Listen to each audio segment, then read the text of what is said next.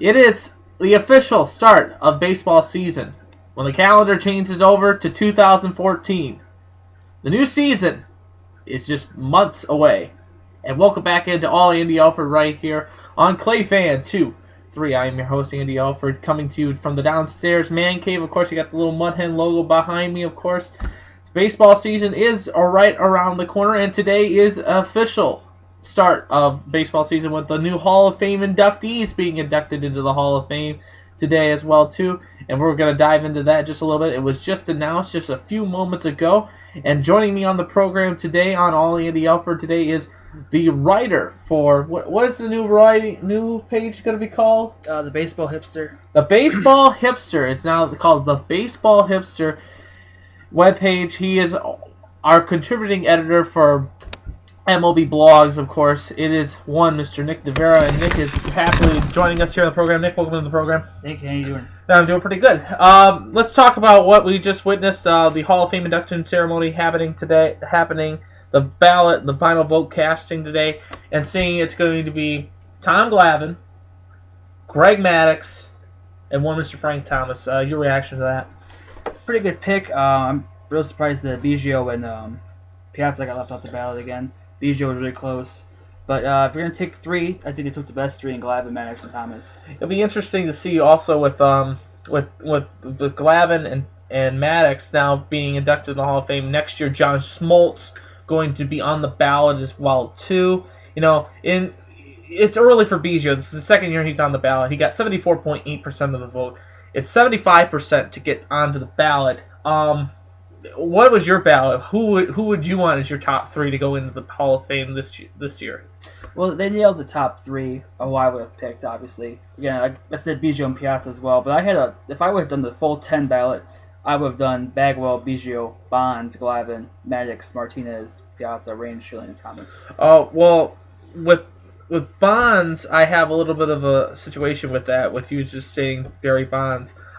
We looked at some of the ballot that just came out, and Bonds and Clemens falling back by almost 10% of the vote. Do you think that the PED scandal is affecting their voting for the ballot? Oh, obviously, the PEDs are going to hanger him and McGuire and Sosa and Palmeiro.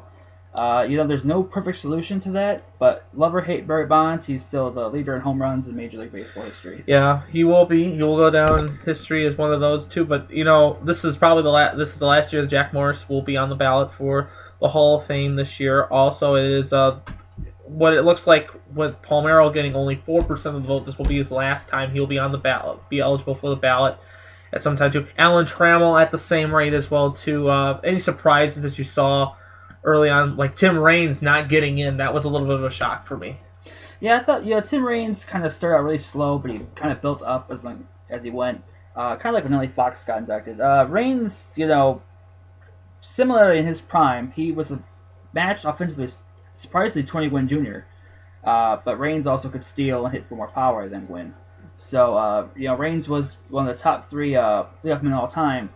But he played with Rick Henderson, which I think kind of overshadowed him. Okay. Now, we haven't talked to you since last year. We went through the winter meetings as well, too. Any surprises that you've seen so far with the winter meeting, coming out of the winter meetings, of who made the right move and who made the wrong move going through this winter meetings process, and now getting into this, getting ready for pitchers and catchers to report? Well, for the wrong moves, I definitely think Baltimore. Baltimore really didn't do anything, and the East is tightening up. New York added McCann, Beltran, and others. And Boston, is the defending champions. They're going to be just as good, if not better, next year. And they kind of just laid low. The Rays are going to be good. Toronto is probably going to be at the bottom again. But I'm really surprised they didn't really do anything. The winner, I thought, was Anaheim. They had Skaggs and Hector Santiago. And they gave up Trumbo, which doesn't really project to be an outfielder. He's more of a DH. And Kevin Towers fell for that trade. Okay, and now looking at some of the teams in the AL Central, with the pickup of Rajay Davis and Jabba Chamberlain for the Tigers, do you think that's going to help the Tigers going forward after being the loss of Fielder, the loss of Peralta, and hypothetically the loss right now? I would consider Jackson being the next piece to maybe lead the team. Do you think that Davis and Chamberlain Chamberlain helping out a little bit of the bullpen and Davis helping out in the outfield, as long as Ian Kinsler as well too. Do you think those pieces are going to help the Tigers out going into this season? Well, it should help. The Tigers dealt from their strength to just their weakness. And I don't know if this means anything to you, but Bill James has a theory that most well-rounded teams are average around the board usually tend to win the World Series.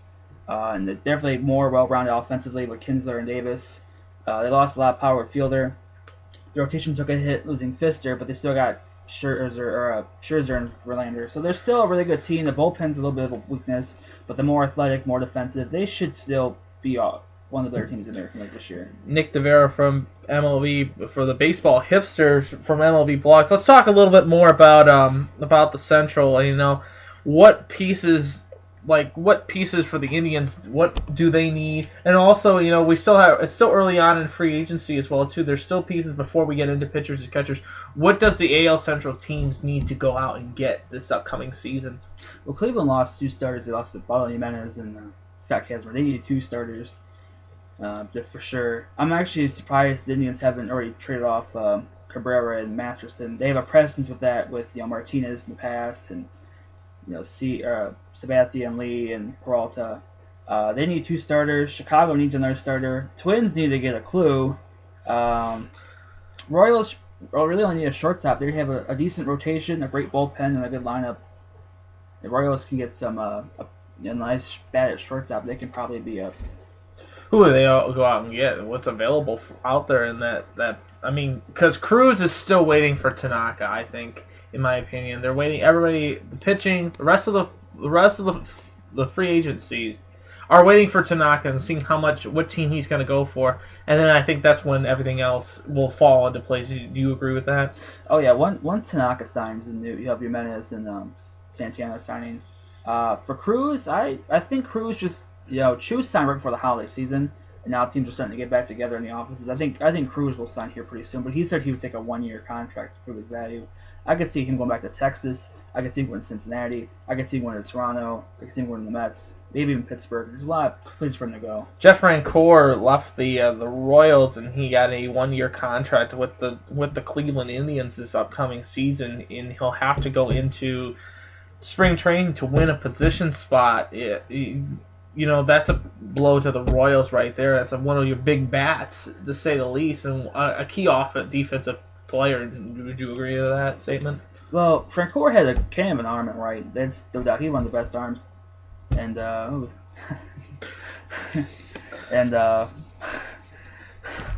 offensively, he doesn't really draw walks. He'll probably be a reserve player. I think Murphy's going to be the starting right fielder for the Indians.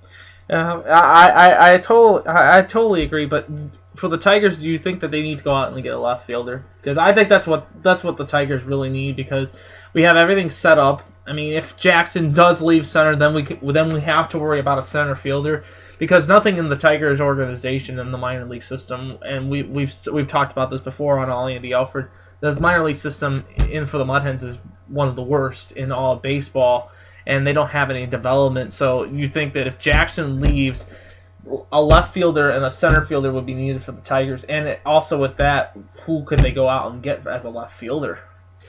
Well, before he went to the Minnesota, I was suggesting they go out and get Kubel, but they could probably trade. Maybe in the division get Willingham. Willingham could play 2 corner positions. Rajai Davis is more of a platoon player, so if they got rid of Jackson, you really can't slide him over the center, because over a full season, Rajai Davis doesn't really produce much.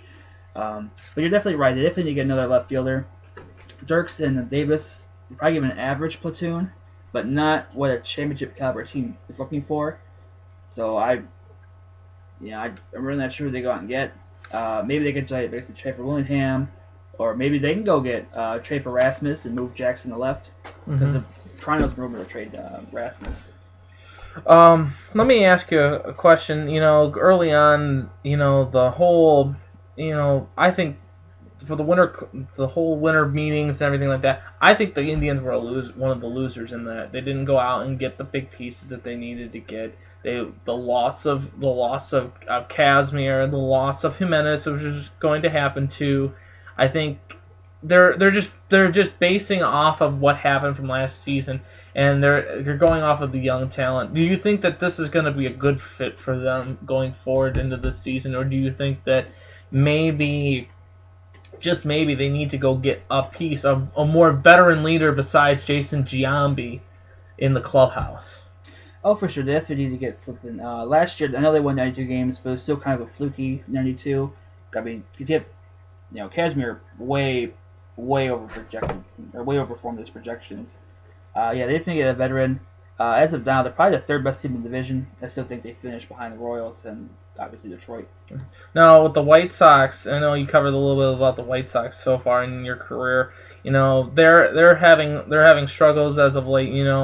And you kind of talked to me off air saying that maybe it should be Ventura should be taking his last year because this is his last year of his contract. You think that it's just the leadership in the clubhouse with Ventura, or do you think it's the players? And if it is the players, who does the White Sox need to go out and get? What pieces could they go out and get?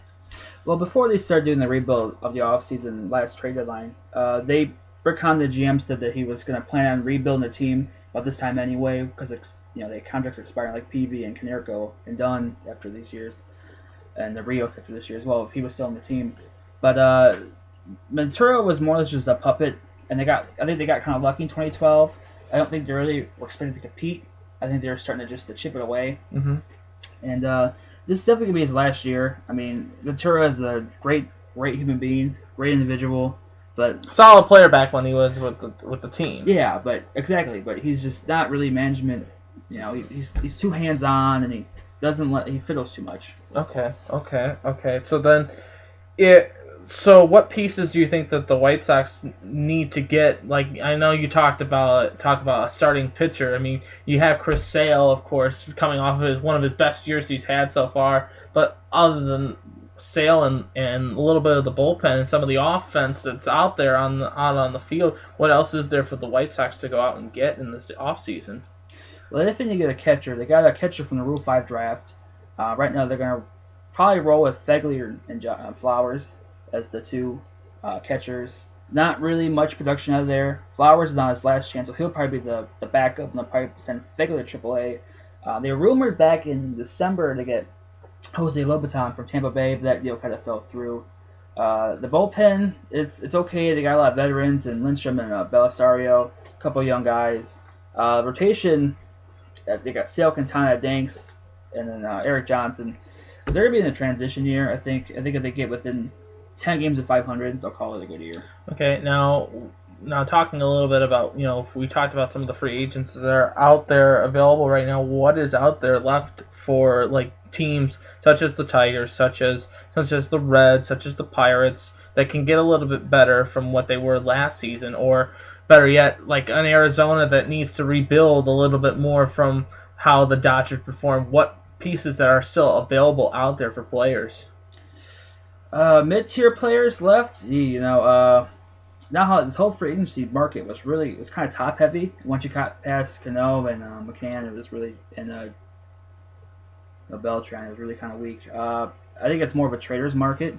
Okay. Find teams that are kind of like Toronto. You try to get Bautista or Lynn or Encarnacion or Brett Lawrie or Kobe Rasmus.